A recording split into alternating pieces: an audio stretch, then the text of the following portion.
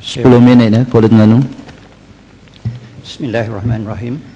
Tuan Ketua, saya ingin merujuk rafat sembah dan menjunjung kasih atas ucapan Duli Yang Maha Mulia Puan Agong, dan saya merujuk titah tuanku di mana telah dinyatakan Malaysia sedang menuju ke arah menjadi sebuah negara maju berpendapatan tinggi dengan mengutamakan kesejahteraan rakyat. Yang pentingnya dengan mengutamakan kesejahteraan rakyat. Tuan Yang Tertua, saya ingin beri tumpuan pada warisan hidup kita yang semakin pupus, merupakan sumber ekonomi rakyat tempatan, khususnya yang sedang berlaku di Kuala Terengganu. Terengganu telah pernah dipanggil the cradle of Malay civilization dengan izin oleh Allahyarham Tan Sri Muhyiddin bin Shepherd dalam bukunya Taman Indra. Pada hari ini dan baru-baru ini pada tahun 2012, seluruh kampung ladang Tok Pelam di kawasan Kuala Terengganu, sebuah kampung tradisi Melayu, telah diroboh dan diranakkan untuk membina sebuah jalan raya. Yang sangat menyedihkan, rumah-rumah tradisional Terengganu memang direka bentuk secara pasang siap, mudah dipindah, yang membolehkan untuk dipindah oleh kerajaan atau muzium, dan rumah-rumah itu telah hilang, musnah begitu saja. Kampung ini amatlah unik dan istimewa kerana mempunyai satu, bangunan-bangunan lama tradisional. Kedua, merupakan satu daripada kampung unik yang ada kraf tangan tradisi yang merupakan sumber pendapatan rakyat utama. Dan ketiga, suasana perkampungan Melayu yang asli. Ia merupakan kampung contoh yang asli dan merupakan warisan hidup dan di mana kraf Terengganu didapati. Di situ terdapat pembuat tembaga, keris, emas, batik, perak dan songket. Kalau kita lihat dari Sabah hingga ke Perlis, tidak akan dapat satu kampung yang mempunyai begitu banyak handicraft seperti yang disebutkan.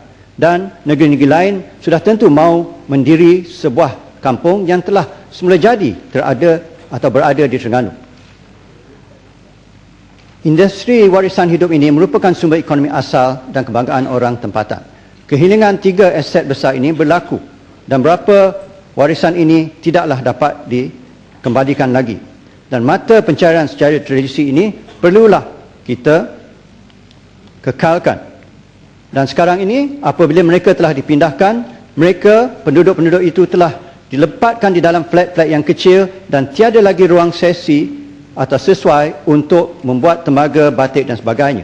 Dan dari itu punca pencapaian atau punca pendapatan mereka yang asal sudah tiada lagi. Dan dalam masa yang sama, struktur keluarga tradisional Islam yang mengenai seluruh keluarga, nenek, anak, cucu dan sebagainya telah dipisahkan. Dan disitulah letaknya, jatuhnya atau hilangnya kualiti keluarga Melayu dan Islam. Dan di sini juga telah pernah terjadi atau timbul beberapa usahawan-usahawan yang berjaya seperti Atikah Songket, keluarga Wan Ismail, Nur Alfah Batik yang telah mengharumkan nama usahawan-usahawan Melayu. Kenapakah pihak kerajaan tidak memelihara keadaan sebegini supaya menggalakkan lagi banyak usahawan-usahawan Melayu bangun dan bangkit melalui usaha mereka sendiri? Adakah pejuang Melayu hanya mengejar kebendaan dan dah lupa warisan bangsa? Apakah sebenarnya polisi kerajaan tentang warisan dan siapakah yang akan mengambil alih peranan Kementerian Warisan yang hari ini sudah tiada lagi? Belum reda kita memikirkan tentang apa yang berlaku di ladang. Pasar Payang yang merupakan ikon nombor 1 Terengganu pula nak dirobohkan oleh kerajaan Terengganu. Pasar ini merupakan pasar yang ketiga yang paling popular di Asia. Nombor 1 adalah Pasar Air Bangkok. Pelawat daripada Kuala Lumpur, Singapura dan Eropah berkunjung dan menjadi tempat dilawati secara wajib. Pasar terbesar di pusat bandar menempatkan seramai-ramainya peniaga-peniaga Melayu khususnya. Pada tahun 2007, Kementerian Pelancongan telah mengadakan satu peruntukan untuk baik pulih dan ubah suai. Semasa itu di bawah Menteri Besar Datuk Seri Idris Yusof.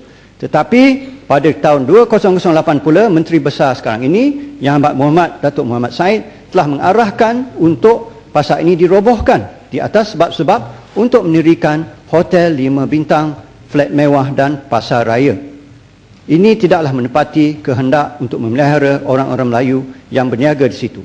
Dan dalam waktu yang sama, dia akan merosakkan jalinan 3 institusi yang penting, iaitu masjid, istana dan pasar. Masjid, tempat agama dan istana, tapak kesultanan dan pasar tempat rakyat. Di situlah letaknya satu institusi yang berjalinan begitu rapat yang sangat unik. Dan itulah maksud saya, perlulah warisan ini dihidupkan secara yang telah ada selama ini. Saya ingin menyentuh sedikit dengan apa yang telah kita bincangkan bahawa ini tentang minyak dan gas yang menjadi sumber utama Malaysia dan Terengganu. Dan Petronas memainkan peranan utama dalam industri ini. Seperti dalam kenyataan Badan Antarabangsa Revenue Watch, dari segi transparansi pengurusan sumber natural resource pada Mei 8 tahun 2013, Malaysia telah ditempatkan di tempat 34 daripada 58, iaitu lagi bawah daripada Filipina, Indonesia, Ghana, Tanzania dan Gabon. Walaupun Petronas disenarai dalam senarai ke-12 Forbes 900 sebagai syarikat yang beruntung, tetapi di manakah duit-duit tersebut telah pergi? Di manakah berlaku kekurangan pembahagian duit ini sehinggakan Terengganu, Sabah dan Sarawak merupakan di antara negeri-negeri yang termiskin di Malaysia ini? Adakah ini merupakan di antara salah satu sebabnya Tan Sri Hassan Marikan telah berpindah daripada Malaysia ke Singapura? Royalti minyak yang telah ditandatangani dengan Terengganu dan Kelantan telah tiada lagi dan telah ditarik balik. Dan sehingga hari ini, rakyat Terengganu khususnya tidak tahu terma atau syarat-syarat apa yang telah disetujui di dalam penarikan balik royalti tersebut. Apabila ditanya Menteri Besar Terengganu, jawapannya, royalti ke, ihsan ke, dana khas ke, peduli apa? Asalkan dapat pitih atau duit, cukuplah. Tapi itu merupakan sikap yang tidak sehat. Satu ayat Al-Quran membunyi, Ya ayyuhallazina amanu afu bil uqud, yang menyatakan apabila kamu berjanji, hendaklah kamu memenuhi janji kamu itu dengan sepenuhnya. Di mana maksudnya roh perjanjian itu mestilah kita tepati.